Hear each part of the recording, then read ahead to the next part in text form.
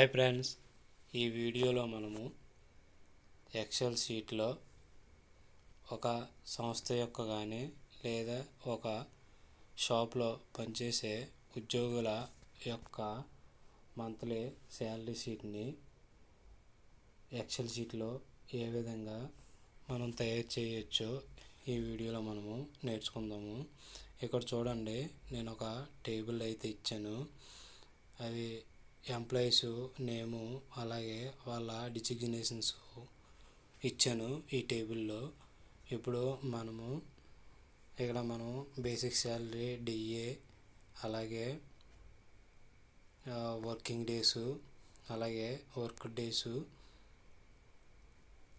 ఈ ఫీల్డ్స్ని అన్నీ ఈ హెడ్డింగ్స్ని అన్నీ మనం అక్కడ ఎంటర్ చేద్దాము. ఇప్పుడు చూడండి, ముందుగా నేను బేసిక్ శాలరీ అని ఎంటర్ చేశాను, ఆ తర్వాత డిఏని ఎంటర్ చేశాను. అలాగే next number of working days, అంటే ఒక మంత్లో వర్కింగ్ డేస్ వస్తాయి కదా, హాలిడేస్ తీసేసి వాటిని వర్కింగ్ డేస్ అంటాము. అలాగే నెంబర్ ఆఫ్ వర్క్ డేస్ అనమాట, అంటే ఎంప్లాయీలు వర్క్ చేసిన డేస్ అనమాట. నెంబర్ ఆఫ్ వర్క్ డేస్ అంటే ఎంప్లాయీస్ ఒక మంత్లో వర్క్ చేసిన డేస్ అనమాట. అలాగే ఇక్కడ డిడక్షన్ డేస్ అనమాట. డిడక్షన్ డేస్ అంటే ఇక్కడ వాళ్ళు వర్క్ డేస్లో సెలవులు పెట్టిన, అంటే ఆబ్సెంట్లు. అలాగే డిడక్షన్ అమౌంట్ అనమాట, అంటే ఒక రోజుకి ఎంత పడుతుందో, ఒక రోజుకి వాళ్ళ శాలరీని బట్టి ఒక రోజుకి ఎంత పడుతుందో ఆ అమౌంట్. అలాగే శాలరీ అంటే ఈ సెలవులు తీసిగా, అలాగే పిఎఫ్, అలాగే ఈఎస్ఐ, నెక్స్ట్ శాలరీ అడ్వాన్సు, అంటే వాళ్ళు మంత్లో ఏమైనా వాడకాలు ఉంటే ఆ వాడకాలు మన శాలరీ అడ్వాన్స్ అవుతుంది. నెక్స్ట్ నెట్ శాలరీ, అంటే ఇవన్నీ పోగా మనకి వచ్చేది నెట్ శాలరీని. ఇప్పుడు వీటన్నిటిని మనం సెలెక్షన్ చేసుకొని వాటిని బ్రాకెట్స్లో పెట్టుకుందాము, ఎందుకంటే 2 లైన్లో వస్తున్నాయి కాబట్టి. అలాగే వాటికి మనం సరిపడా సైజుని కూడా ఇచ్చుకుందాము. ఇక్కడ డబుల్ క్లిక్ ఇచ్చేసినట్లయితే అది ఎంత స్పేస్ అయితే ఆక్యుపై చేస్తుందో అంత స్పేస్ అది ఫిట్ అవుతుంది. ఈ విధంగా మనం వీటిని సెట్ చేసుకొని మొత్తం టేబుల్ సెలెక్షన్ చేసుకొని వీటికి మనం బోర్డర్స్ అయితే ఇచ్చేద్దాము, ఆల్ బోర్డర్స్ ఇచ్చేద్దాము. ఇప్పుడు బేసిక్ శాలరీని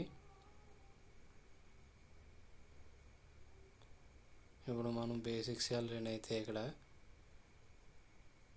ఇక్కడ నెంబర్ ఆఫ్ బేసిక్ శాలరీకి అలాగే డిఏకి కొంచెం ఎక్కువ స్పేస్ అయితే ఇద్దాము. అలాగే శాలరీకి కూడా ఇక్కడ నెంబర్ ఆఫ్ వర్కింగ్ డేస్ ఉంది కదా, దాన్ని తగ్గిద్దాము 3 లైన్లు వచ్చేలాగా. అలాగే నెంబర్ ఆఫ్ వర్క్ డేస్ని కూడా తగ్గిద్దాము.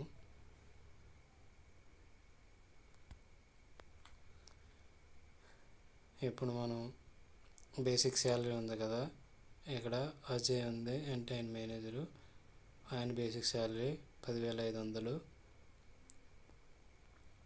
అలాగే ఇక్కడ మనకి డిఏ బేసిక్ శాలరీ మీద 40% వస్తుంది. ఇక్కడ మనం ఫార్ములాలు అయితే ఇక్కడ రాసుకోవాలి. మనం ఏదైనా ఒక ఫార్ములాను రాసినప్పుడు కంపల్సరీగా ఈజీక్వల్ని యాడ్ చేసుకోవాలి.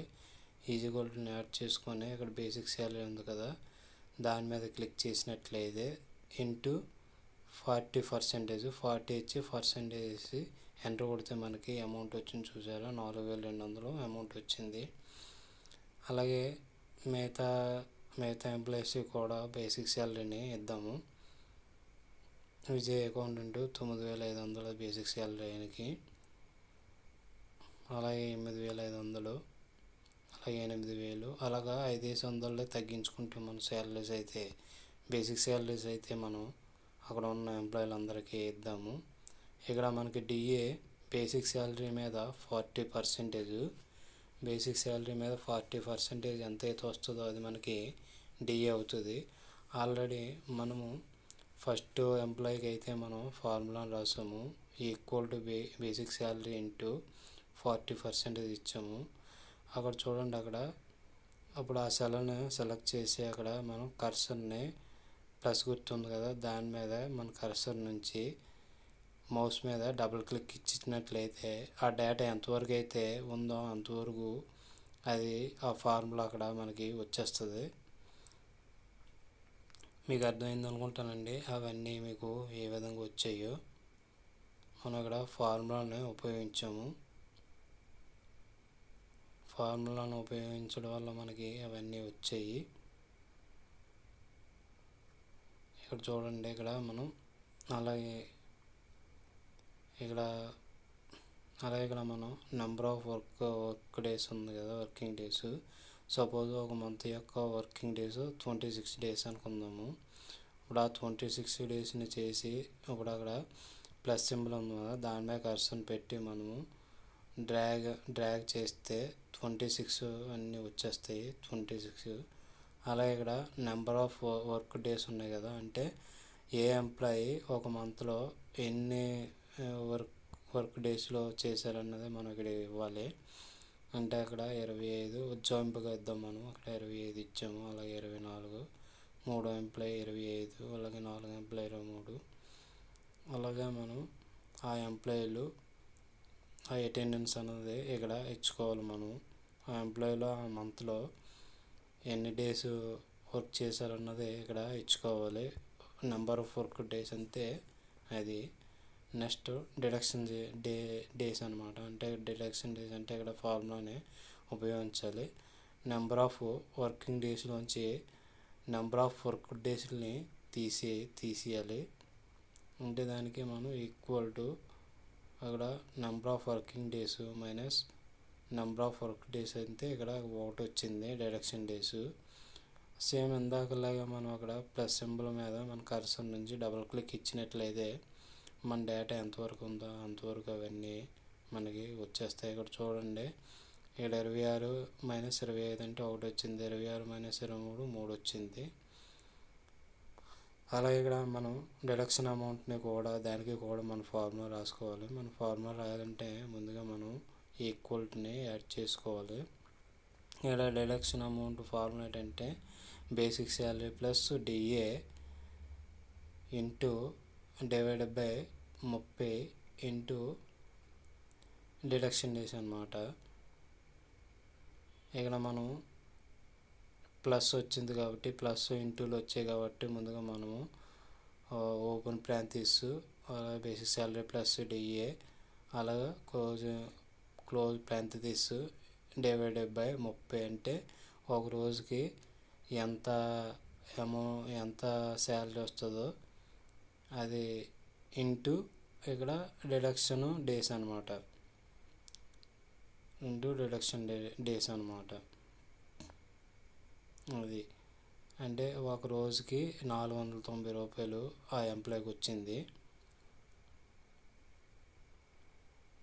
ఇక్కడ మీకు ఈజీగా అది ఆ ఫార్ములా ఈజీగా అర్థం అవ్వాలంటే మనం ఆయనకి first employee salary 14,700 divided by 30 అంటే రోజుకి 490 రూపాయలు అతనికి పడుతుంది రోజు శాలరీ. అలాగే 490 ఇంటూ 1 అంటే 490 కదా వస్తుంది.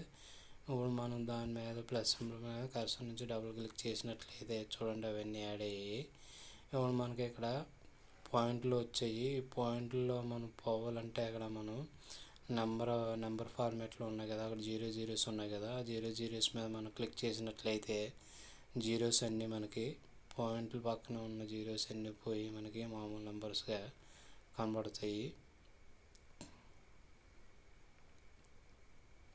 అలా అదేవిధంగా మన పాయింట్స్లో కావాలంటే రూపీస్లో కావాలంటే పెట్టుకోవచ్చు. నెక్స్ట్ ఇప్పుడు శాలరీ అంటే ఇక్కడ basic salary plus DA minus deduction amount అనమాట. అంటే ఒక రోజు సెలవు పెట్టాడు కాబట్టి ఒక రోజు సెలవుకి 490 రూపాయలు అవుతుంది. ఆ 90 రూపాయలు బేసిక్ శాలరీ ప్లస్ డిఏలోంచి తీసేయాలన్నమాట. కంపల్సరీ ఇక్కడ చూడండి, ఆయన శాలరీ 14,200 వచ్చింది, 14,210 వచ్చింది. అలాగే మనము ప్లస్ సింబల్ మీద కర్సర్ నుంచి డబుల్ క్లిక్ చేసినట్లయితే అవన్నీ మనకి యాడ్ అవుతాయి. అలాగే ఇప్పుడు మనం పిఎఫ్ని కూడా కాల్కులేట్ చేద్దాము. దానికి equal to basic salary plus DA into 12% అనమాట. ఇక్కడ చూసినట్లయితే ఈక్వల్ టు మనం కంపల్సరీ ఫార్ములా రాసిన ముందు ఈక్వల్ టు ఇవ్వాలి. అలాగే open ప్రాంతీస్ basic salary plus DA close parentheses into 12% అనమాట. పిఎఫ్కి మనము 12% కట్ చేస్తాము ఎంప్లాయీ నుంచి. ఇక్కడ 12 ఎట్టి పర్సెంటేజ్ సింబల్ ఇచ్చి ఎంటర్ కొట్టాలంటే చూడండి వచ్చింది. అలాగే మనం అక్కడ ప్లస్ సింబల్ మీద కర్సర్ నుంచి డబుల్ క్లిక్ చేసినట్లయితే ఆ డేటా మొత్తం కిందకి యాడ్ అయ్యింది. మీకు అర్థమైంది కదండి పిఎఫ్ని ఏ విధంగా కాల్కులేట్ చేసాము. అలాగే ఇప్పుడు ఈఎస్ఐ ఈక్వల్ టు ప్రతిదానికి మనము బేసిక్ శాలరీ ప్లస్ డిఏ మనకి కామను. ఆ రెండింటిని మనం ఓపెన్ ప్రాంతీస్ క్లోజ్ ప్రాంతీస్ మధ్య నుంచి ఇంటూ 4 పిఎస్ఐకి 4.5% కట్ చేస్తారండి ఎంప్లాయీ నుంచి. అలాగే దీనికి కూడా మనం కర్సర్ నుంచి డబుల్ క్లిక్ చేసినట్లయితే అది యాడ్ అవుతుంది. ఇక్కడ మనం శాలరీ అడ్వాన్స్ అంటే ప్రతి ఎంప్లాయీ ప్రతి మంత్ కూడా ఎంతో కొంత శాలరీ అడ్వాన్స్ తీసుకుంటారు. తీసుకున్న వాళ్ళందరూ ఎంత శాలరీ తీసుకుంటారో శాలరీ అడ్వాన్స్ ఆ అడ్వాన్స్లు మనం ఇక్కడ ఇచ్చుకుంటాం. ఒకవేళ తీసుకోలేనట్లయితే 00 యాడ్ చేస్తాము. అంతేగాని ఎంప్టీగా ఉంచకూడదు. ఏమీ లేకపోతే 0 అని యాడ్ చేయాలి. ఒకవేళ ఉంటే ఎంత తీసుకున్నారో ఆ అమౌంట్ని అక్కడ మనం ఇవ్వాలి. ఇప్పుడు నెక్స్ట్ మనము నెట్ శాలరీని ఏ విధంగా కాల్కులేట్ చేద్దామో చూద్దాము. ఈక్వల్ టు ఇక్కడ మనకి శాలరీ వచ్చింది కదండి, salary minus equal to salary minus PF minus ESI minus అంటే శాలరీలోంచి ఇవన్నీ మనకి డిడక్షన్ అవుతాయి అన్నమాట. పిఎఫ్ ఈఎస్ఐ శాలరీ అడ్వాన్స్లో మనం డిడక్షన్ అవుతాయి. దాన్ని మనం ఆ విధంగా రాసుకోవాలి. అలాగే ప్లస్ సింబల్ మీద కర్సర్ నుంచి డబుల్ క్లిక్ చేసినట్లయితే అది మొత్తం ఎంతవరకు డేటా ఉందో అంతవరకు అది యాడ్ అయింది. మీకు అర్థమైంది అనుకుంటానండి. ఎంప్లాయీస్ యొక్క మంత్లీ శాలరీ షీట్ని ఏ విధంగా తయారు చేయాలో, వాటి యొక్క ఫార్ములాస్ని ఏ విధంగా ఇవ్వాలో మీకు అర్థమైంది అనుకుంటానండి. అలాగే మనకి పిఎఫ్కి ఒక మన ఫార్ములాను కంపల్సరీగా యాడ్ చేసే ముందు కంపల్సరీగా మనం ఈక్వల్ని అయితే ఇచ్చుకోవాలి. అలాగే పిఎఫ్కి అయితే ఒక ఫార్ములా, అలాగే 1% ఉంటుంది, ఈఎస్ఐకి అయితే 1% ఉంటుంది. మీకు ఈ వీడియో అర్థమైంది అనుకుంటానండి. ఒకసారి మీరు మా ఛానల్ని చూసినట్లయితే సబ్స్క్రైబ్ చేసుకోండి, అలాగే షేర్ చేయండి, లైక్ చేయండి. బెల్ ఐకాన్ని క్లిక్ చేయడం వల్ల మా వీడియోస్ మీకు ఎప్పటికప్పుడు అప్డేట్ అవుతూ ఉంటాయి. మీకు ఏమైనా డౌట్స్ ఉంటే కింద కామెంట్ బాక్స్లో కామెంట్స్ పెట్టండి. అలాగే టాలీ యొక్క ఆల్ వీడియోస్, ఎస్ఎస్ యొక్క ఆల్ వీడియోస్, అలాగే ఎక్సెల్ యొక్క ఆల్ వీడియోస్ యొక్క లింక్స్ ఈ వీడియో యొక్క డిస్క్రిప్షన్లో ఇచ్చానండి. వాటిని కూడా మీరు చూడండి. చూసినట్లయితే మీకు టాలీ గురించి మొత్తం అవగాహన వస్తుంది. అలాగే టాలీ గురించి కూడా పూర్తిగా మీరు నేర్చుకోవచ్చు. అలాగే ఎస్ఎస్ గురించి కూడా మీరు పూర్తిగా నేర్చుకోవచ్చు. అలా ఎక్సెల్ గురించి కూడా మీరు పూర్తిగా నేర్చుకోవచ్చు. ఈ వీడియో మీకు అర్థమైంది అనుకుంటానండి. ఏ ఏ పిఎఫ్కి ఏ ఫార్ములా వాడాలో, అలాగే ఈఎస్ఐకి ఏ ఫార్ములా వాడాలో, అలాగే నెట్ శాలరీని ఏ విధంగా కాల్కులేట్ చేయాలో మీకు అర్థమైంది అనుకుంటానండి. Thanks for watching.